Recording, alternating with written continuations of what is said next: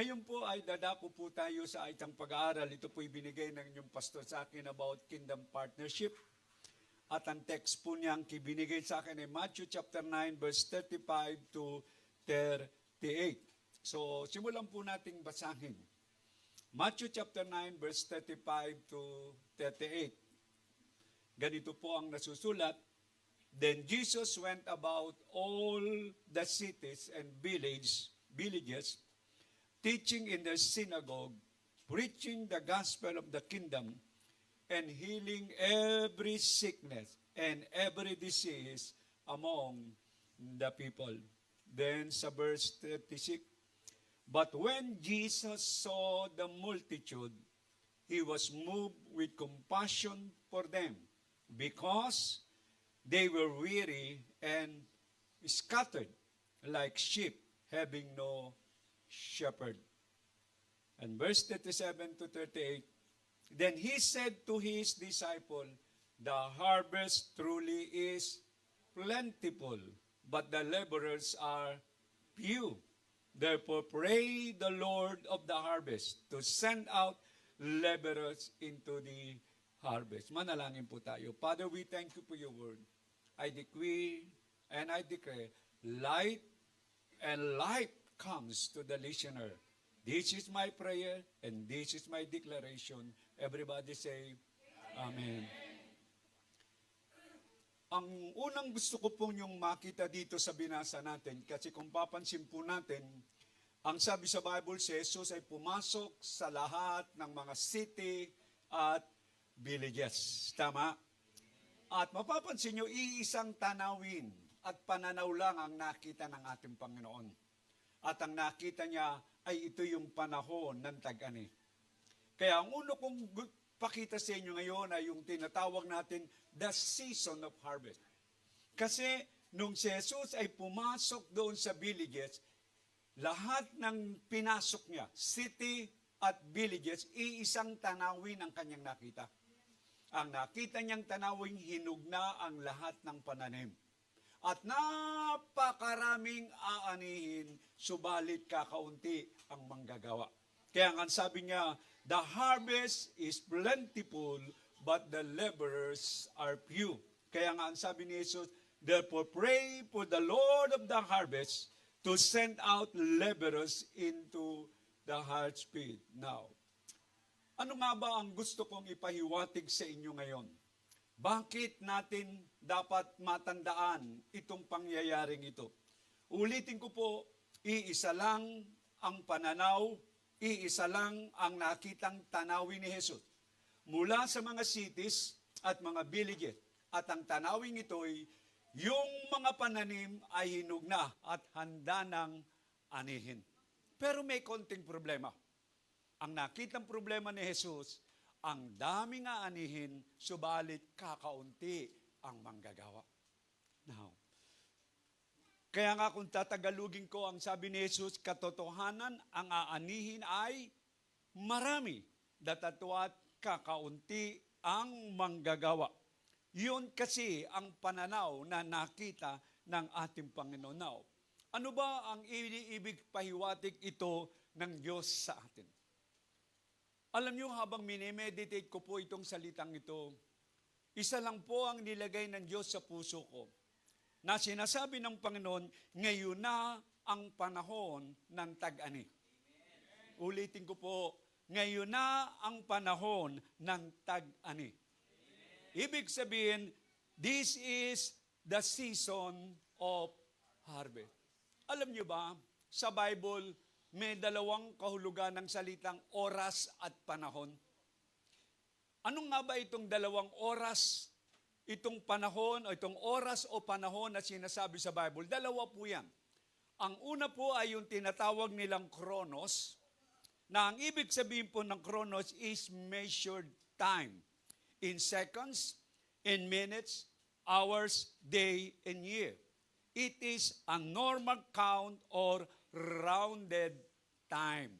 So yung daw po yung ibig sabihin ng salitang chronos. So yan yung isang kahulugan ng salitang time or season. Ito yung rounded time by seconds, by minutes, by hour, by day, by year. Kaya nga po, sasabihin ko sa umaga ito, Chronos 9:30. Hello. Tingnan nyo relos nyo. Chronos 9:30. Tama? Yan po yung ibig sabihin ng salitang Chronos. It is a normal and rounded time. By second, by minutes, hour, or year. Now, ano naman ang ibig sabihin dito nung salitang Kairos? Ang Kairos po ay malaki ang pagkakaiba sa Chronos. Ang Kairos, ang ibig sabihin po niyan is a seasonable time.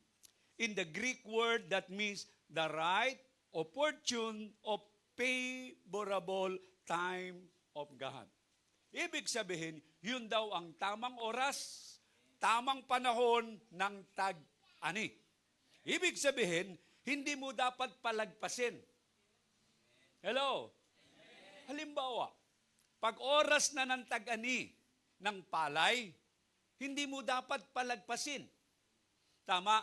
Alam ng mga farmers ang tamang panahon at oras ng tag-ani. Binibilang nila ang panahon at oras para sa araw ng tag-ani. Kasi oras na lumagpas sila sa panahon, mahuhulog ang mga binhi. Tama? So mawawalang sansay yung kanilang mga tinanim. Kaya nga, ang marunong na farmers, alam na alam nila ang tamang oras at ang tamang panahon sa pag-ani. Now, sasabihin ko sa inyo sa umagang ito ang tamang panahon ng tag-ani. This is your Kairos season. Amen. Ito po yung Kairos season na sinasabi ni Jesus.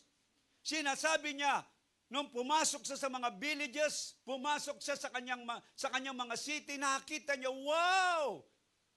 Ang daming pananim, mga hinog na, ngayon na ang tag-ani. Kaya ang sabi ni Jesus, manalangin tayo sa Ama na magpadala ng maraming tag-ani o manggagawa. Kasi nakita ni Jesus, nung oras na yun ang Kairos season ng tag-ani.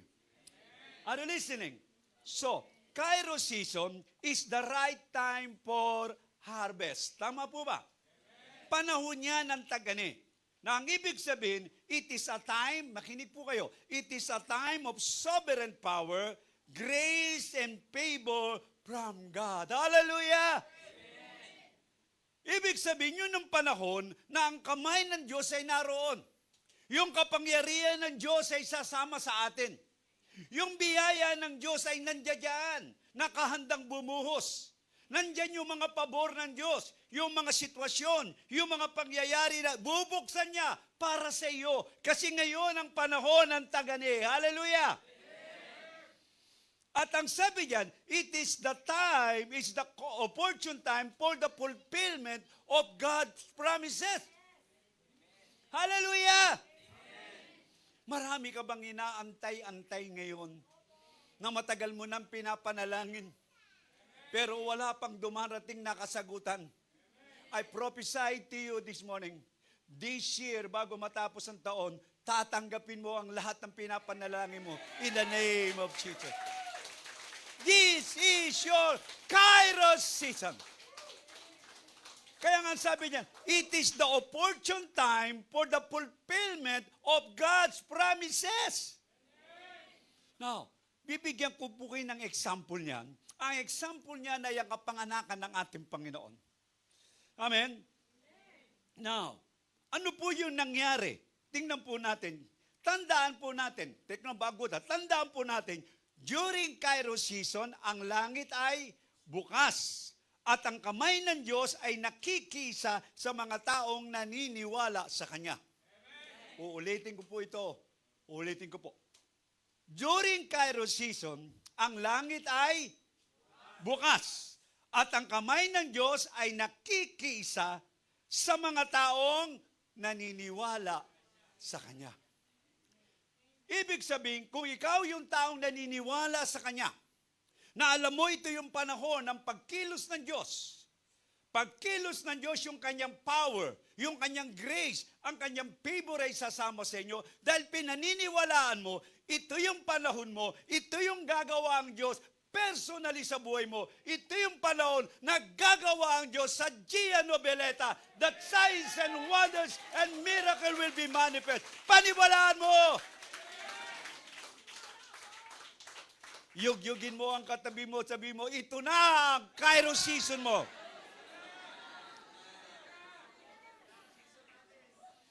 Amen.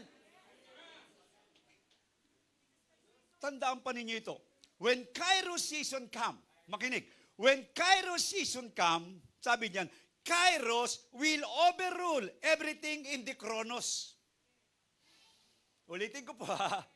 Pag dumating ang Kairos season, lahat ng nasa Chronos, ibig sabihin, the ordinary rounded time, i-overrule niya yan, i-overcome niya yan. Why? Because Kairos is the time of God. When God's move, nobody can reject Him. When God's move, nobody can forbid Him. Why? Because it is the Kairos move of God. Kaya ulitin ko, Kairos season is the opportune time for the fulfillment of God's promises. Hallelujah! Now listen. Tingnan nyo yung kapanganakan ni Jesus. Sa book of Isaiah, chapter 7, verse 17, pinangako na ng propeta o ng Diyos, isisilang ang isang tagapagligtas, ang isang Mesiya na magdadala ng kasalanan ng buong sanlibutan. Hello? Pero tingnan nyo, mula sa libro ni Isaiah, natupad dito sa Matthew chapter 1. More than 800 years bago natupad yung pangako na sinabi ng Diyos. In other words, in every word of God, in every promise of God, there is a season of fulfillment. Kaya hindi po tayo nasisiraan ng loob. Amen? Maraming pinangako ang Diyos sa iyo personally. Nagko-quiet time ka, nananalangin ka, o may taong tumayo, nag-declare na sinasabi ito'y mangyayari sa iyo, pero wala pa rin, paniwalaan mo lang, sasabihin ko sa iyo, mangyayari yan.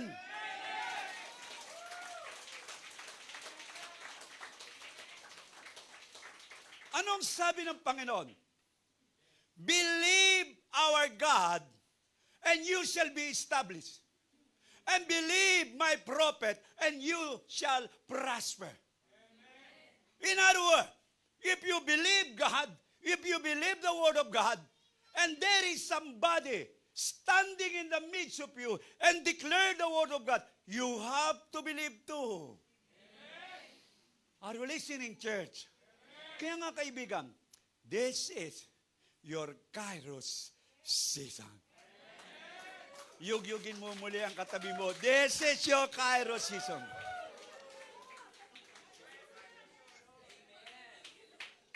Now listen.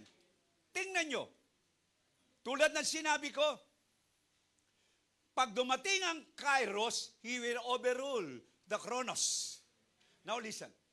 Nung dumating ang Kairos, the fulfillment of God promises sa pagsilang ni Jesus, may nakapagpigil ba? Wala.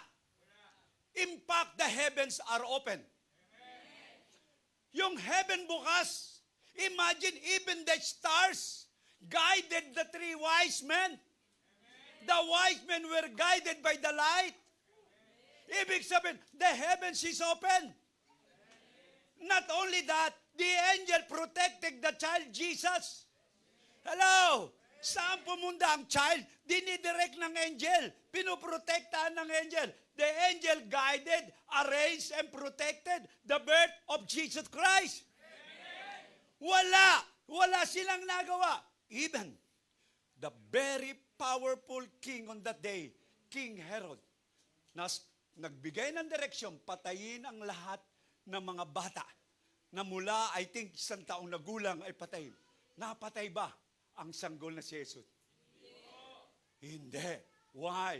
Maging yung kanyang inutusan na mga midwife Nasabi, pag may nakita kayong lalaki na isisilang, patayin ninyo. Ano nangyari? Na-overrule ng Kairos kasi ang puso ng Diyos inilagay sa puso ng mga midwife. Nagkaroon sila ng takot sa Diyos at naisilang ang isang sanggol at hindi napigilan ang kapanganakan ni Jesus. Why? Because that is the Kairos season! Hallelujah! Today is your Kairos season. Say amen for that.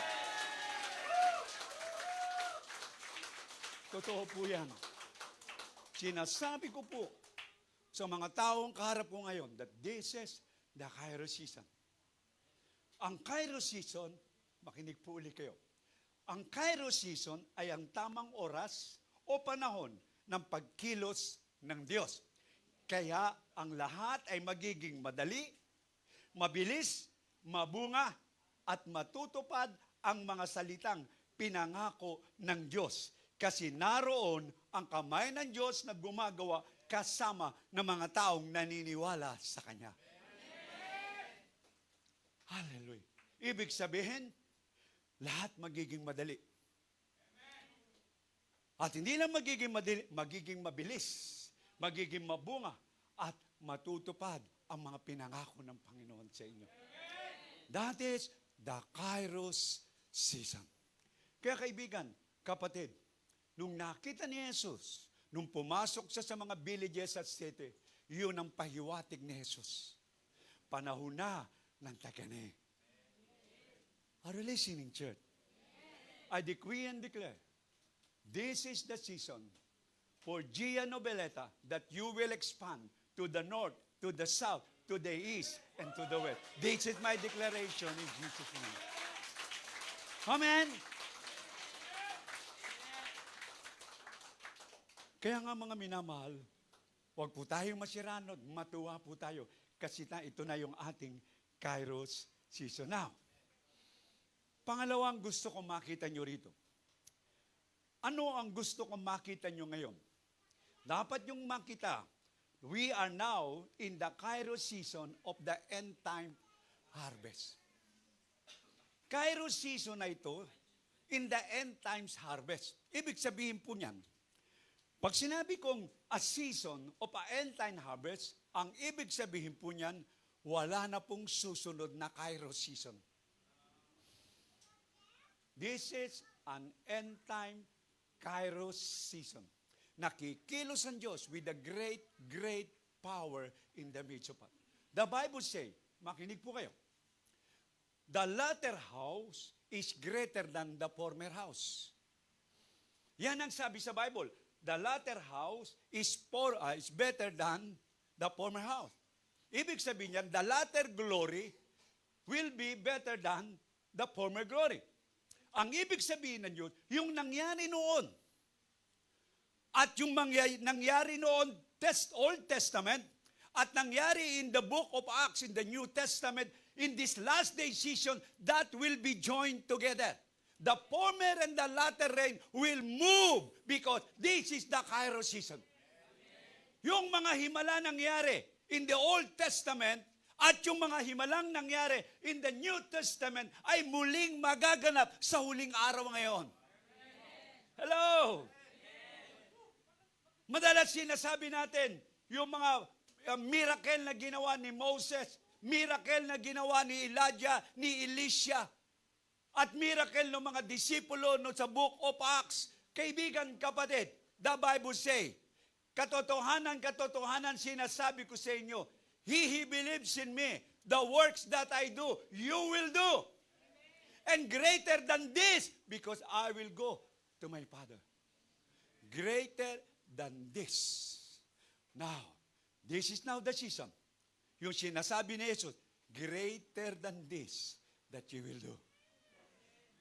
In other words, kailangan mag-expect ka.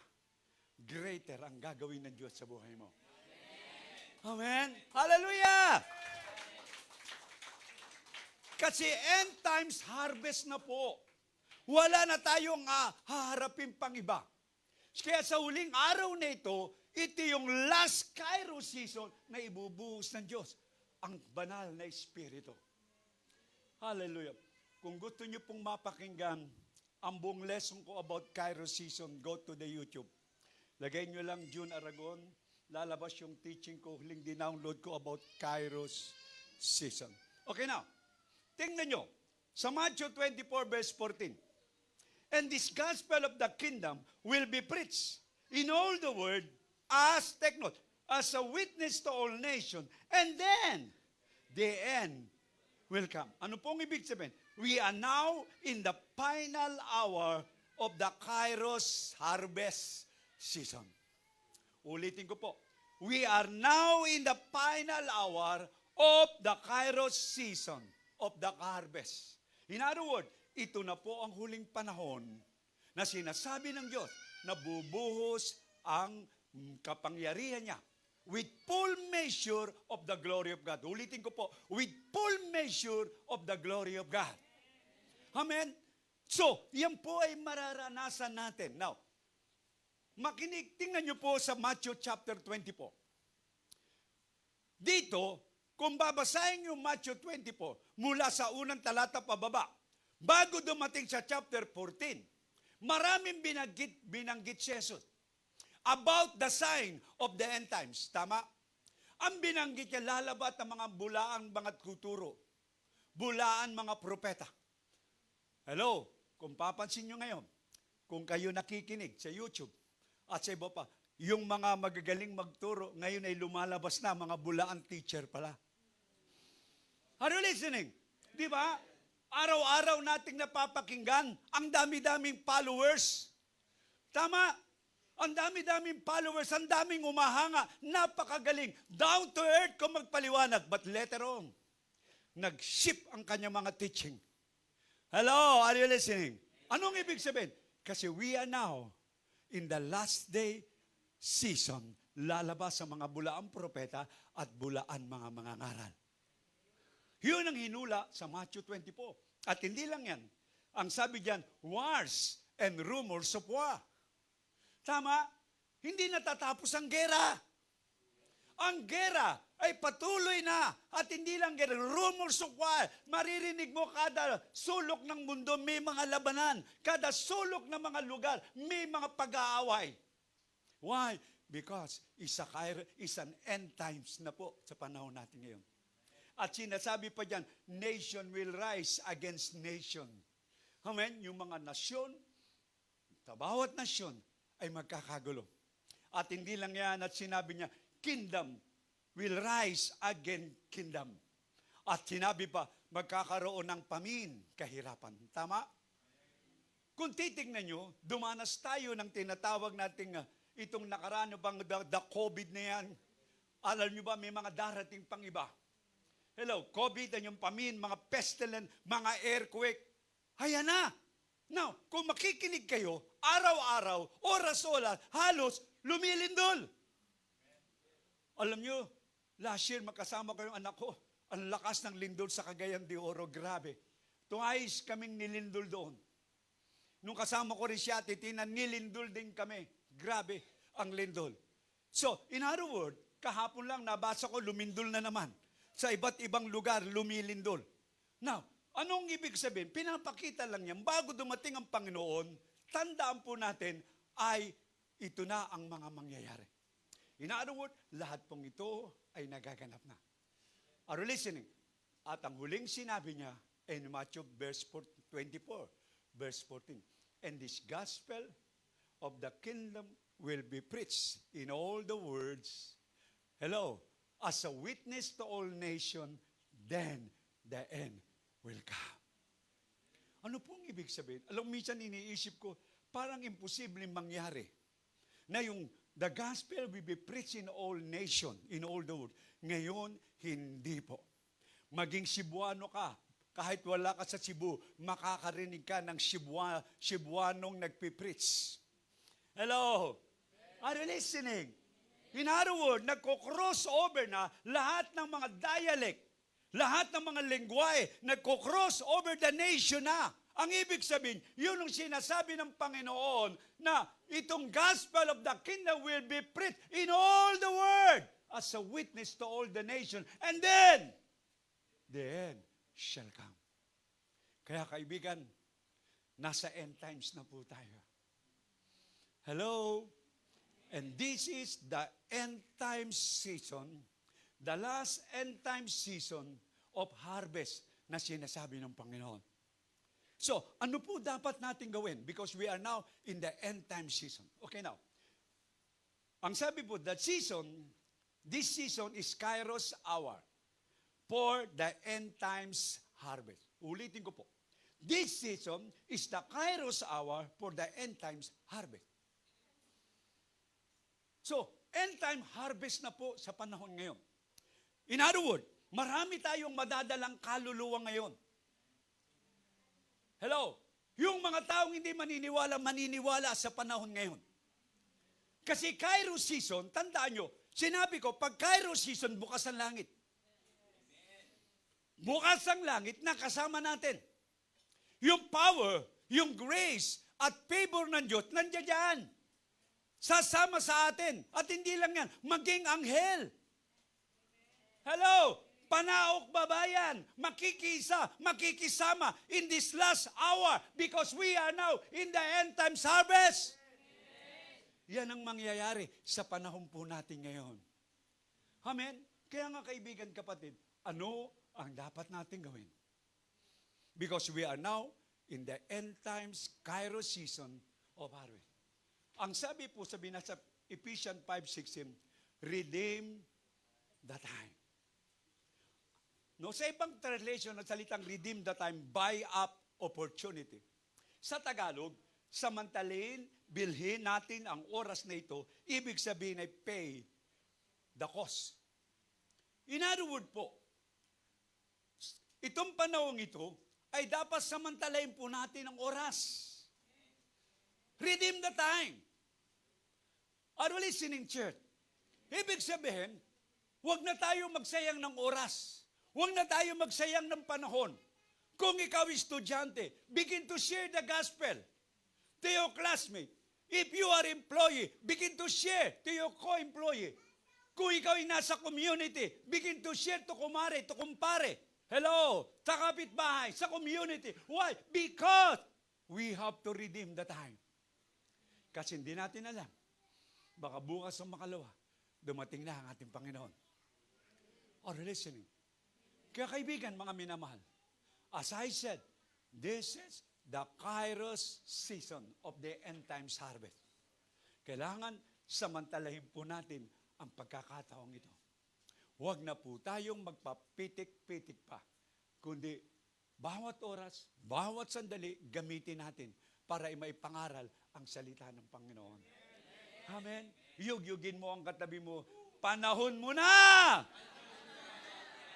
Humayo ka!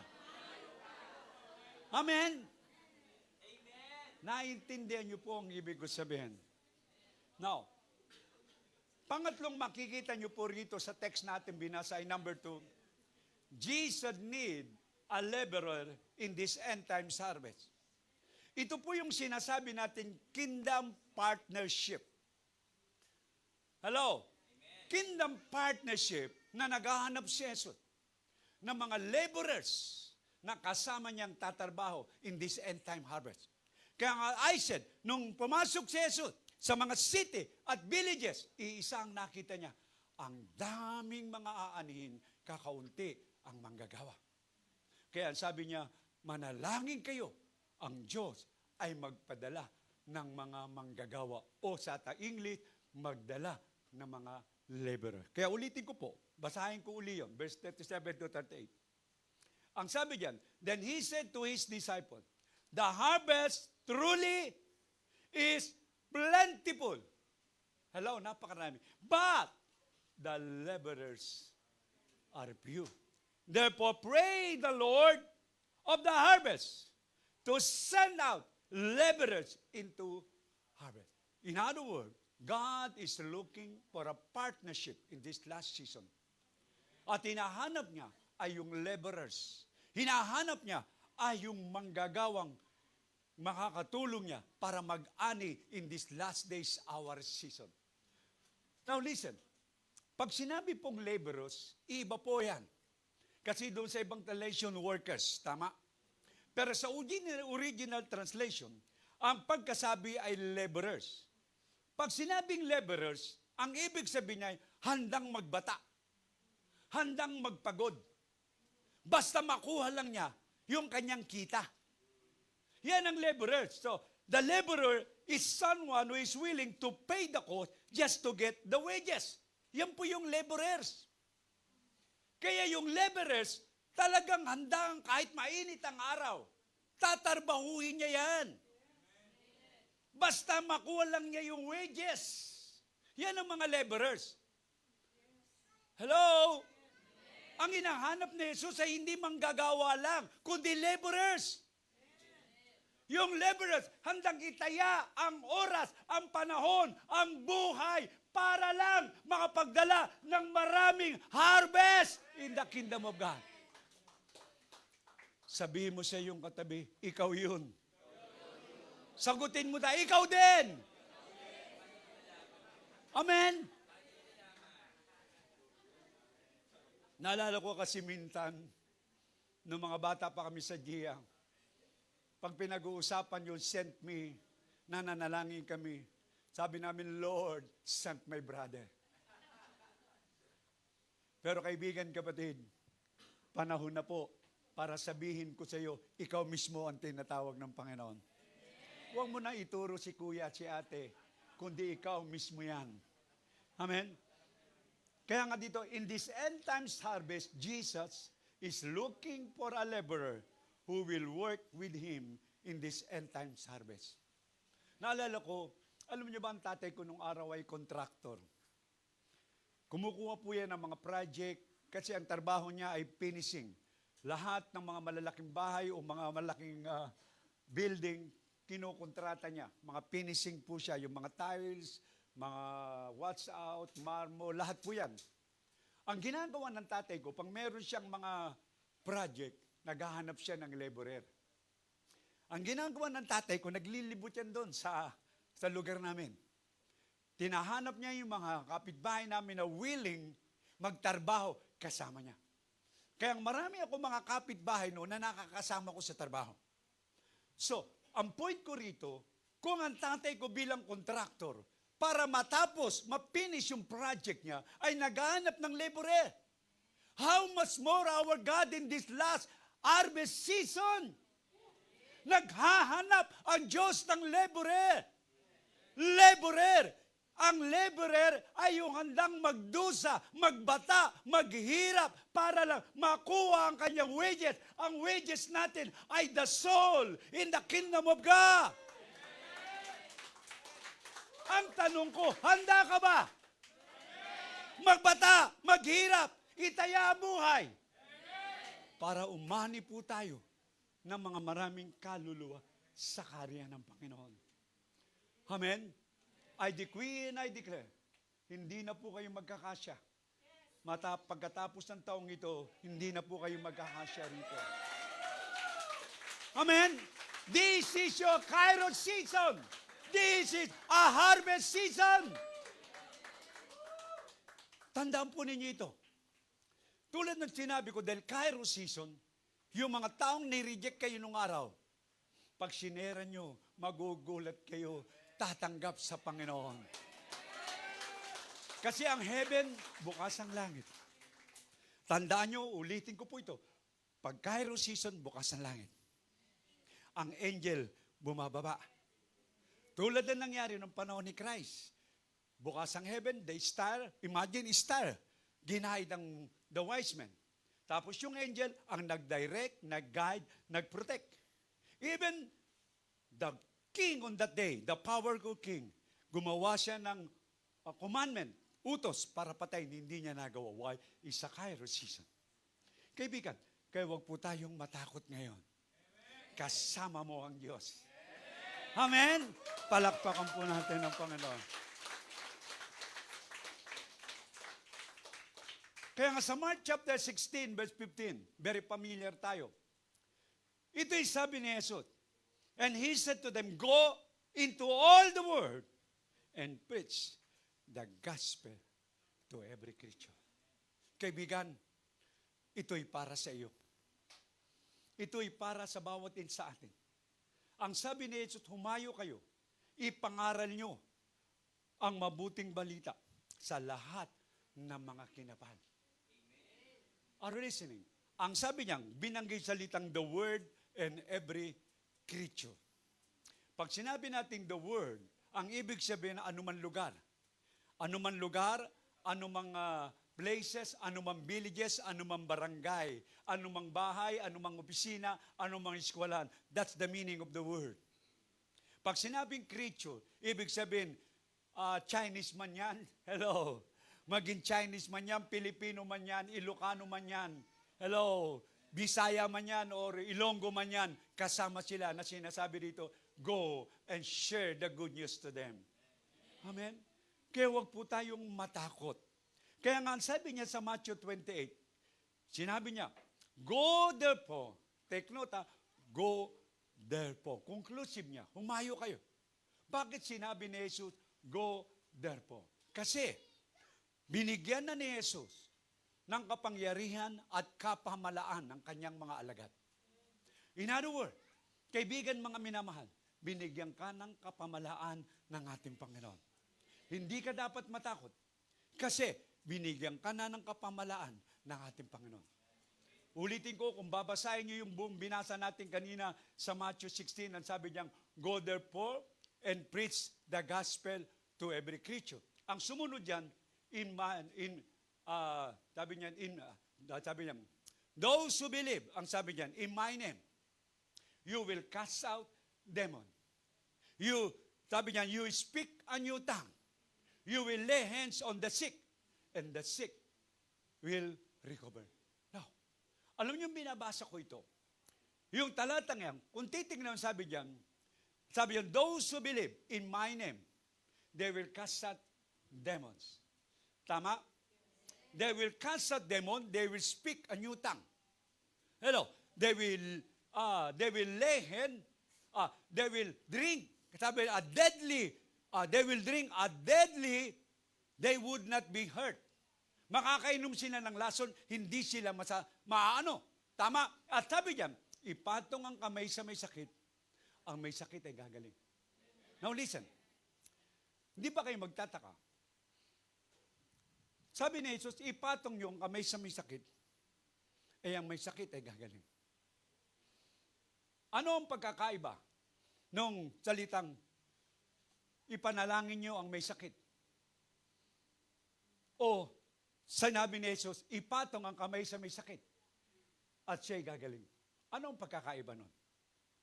Mag-isip po kayo. Ulitin ko po Hindi sinabi ni Jesus, ipanalangin nyo ang may sakit.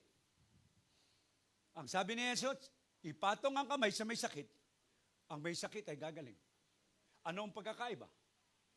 Tayo madalas, sinasabi natin, let's pray for the sick. But Jesus never asked His disciples to pray for the sick. Ulitin ko po. Jesus never asked His disciples to pray for the sick. But He said, lay on hands on the sick, and the sick will recover. Why Jesus said, lay hands on the sick? Why Jesus did not say pray, but lay? It's simple. Because Jesus had already given them the power and the authority to cast out demons. They had given them the power to lay hands on the sick, and the sick will recover. In other words, you are already empowered. You must believe in your heart, in your mind. As a believer in Christ, you are empowered to preach the gospel, to cast out demons, and to lay your hands on the sick. Kaibigan, kaya tayo minsan, lagi tayo nag-aalinlangan kung gagaling o hindi. Kasi iniisip natin, panalangin natin, pero si Jesus, he never say pray. But he say, lay hand. Anong ibig sabihin? Sinasabi niya, may authority ka na. May power ka na. Kung may power ka at may authority, makikiusap ka pa ba? Pag nakakita ka ba ng isang magnanakaw, makikoy, huhulihin kita ha, shoot me ha. No! Because the government has vested on you the power to cut out every tip. Lahat ng, huhulihin mo yan, right and then.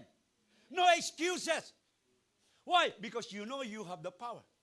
Kaibigan, I want to say to Gia Nobeleta, I want to say to Gia Cavite, as a whole, may power at may authority ka na para ipangaral ang salita ng Diyos, para mag-cast out ng demon, para magpagaling na may sakit. Palakpakan po natin ang Panginoon.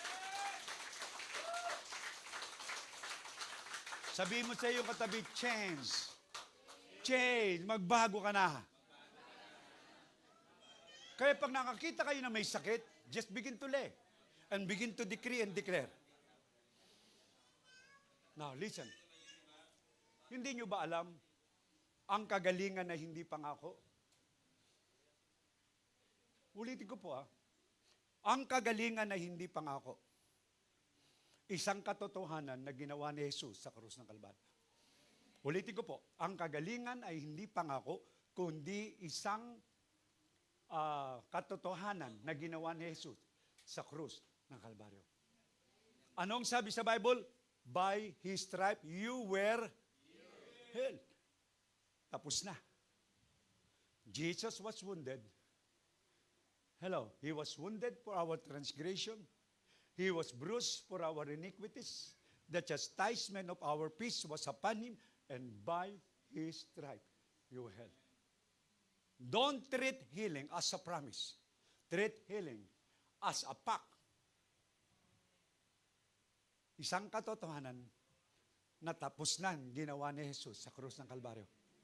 Nung siya'y namatay, kasamang dinala ni Jesus ang KKK. Ano yung KKK? Kasalanan, kasakitan, at kahirapan. Yan tatlong yan ay dinala ni Jesus sa krus ng Kalbaryo. Ulitin ko po, kasalanan, karamdaman, at kahirapan. In other words, bilang mga Kristiyano, dapat umangat at umunlad din ang ating buhay.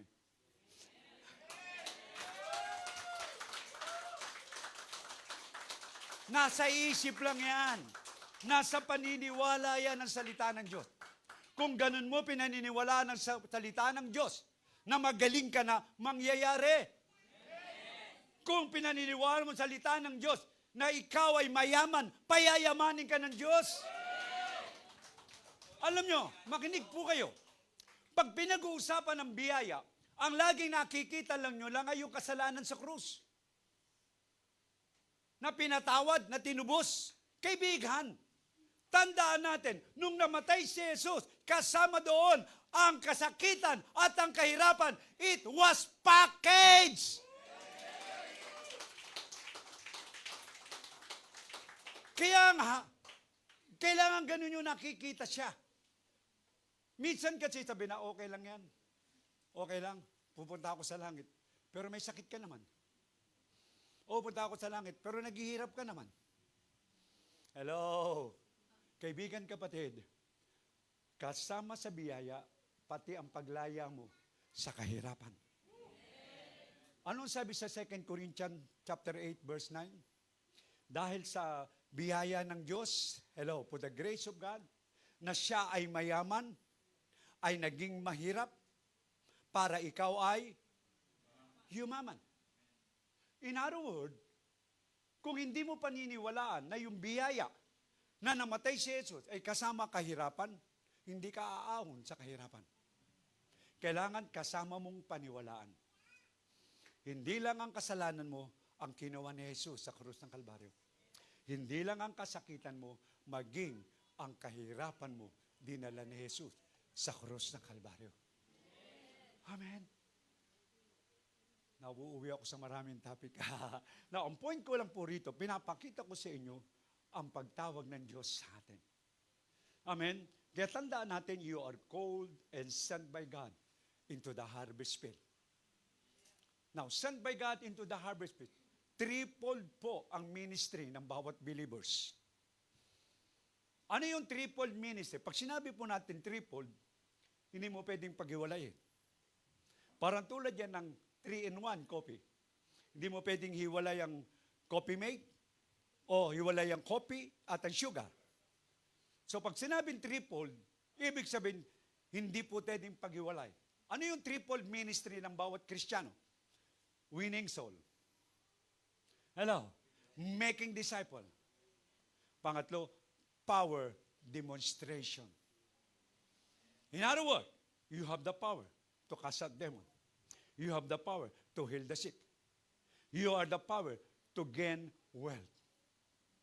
Ulitin ko, you have the power to gain wealth. You are the head and not the tail. And the Bible says, God has given us the power or ability to gain wealth. Hello? Are you listening? Okay, tatlo po yun. Ulitin ko po. Tatlo ha. Huwag niyong kalilimutan. Number 1, your ministry is winning soul. Magdala ng maraming kaluluwa. Pangalawa, making disciple. Mag-train tayo ng maraming disciple na makakasama natin. Pangatlo, power demonstration. Sa power demonstration, nandun yung casting out demon, healing the sick, at nandun din yung power to gain wealth. Hello? Are you listening? Siguro kailangan ko sa inyo na bigay ako ng seminar sa inyo about kingdom prosperity. Nandun po yun sa lahat ng teaching ko. No? Yun po yung nililibot ko ngayon sa buong Mindanao about kingdom prosperity. Whole day seminar po yan. Pero at least pinapasada ko po sa inyo para makita nyo. Ulitin ko po yung tatlo ha. Ano yung number 1? Winning soul. Number 2, making the number 3, power demonstration. Ulitin ko, pag power demonstration, then yan yung casting out demons means deliverance. Amen? Hello? Then pangalawa, nandiyan yung tinatawag na healing the sick and then power to gain wealth. Maliwanag po ba? Okay now. So, in this last day season, itong tatlong po ay mangyayari sa inyo. Ulitin ko po. I decree and I declare that Gia Cavite, Gia Nobility will be a church of winning soul, a church of making disciple, and a church who will demonstrate the power of God. Palakpakan po natin ang ating Panginoon. Amen? Kaya pag kayo nagba-Bible study, huwag kayong matakot. Pag may sakit, huwag kayong matakot. Saan na may sakit dito? Ha? Nasaan? In the name of Jesus. Dapat may boldness ka. Kasi may power and authority ka. Are you listening, church? As I said, Jesus never instruct his disciple to pray, but say, lay on hands on the sick. Why? Because Jesus has already given them the power and the authority. In other words, may power and authority ka na. Kaya hindi ka na nagmamakawa, Lord, sige na po, kawawa naman si Kuya. Maawa ko. No, just lay and speak the word. In Jesus' name, be healed. Are you listening, church? For conclusion, okay, in this end times harvest season, Jesus, our Lord and King, is looking for a laborers who will work in the harvest. Are you willing to answer the challenge of Jesus? To be a laborer. So, ulitin ko po, pag laborers, tatlo ang trabaho natin. Winning soul, making disciple, and power demonstration. Tumayo tayong lahat. Hihingi natin yan sa Panginoon.